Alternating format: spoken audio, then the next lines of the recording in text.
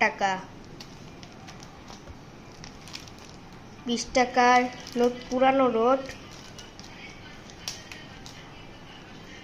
20 টাকার নতুন নোট,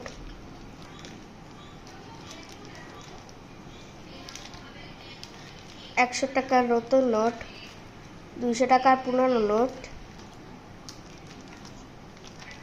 500 টাকার নতুন নোট, 500 টাকার পুরানো নোট, 1000 টাকার পুরানো নোট, 1000 টাকার নতুন নোট।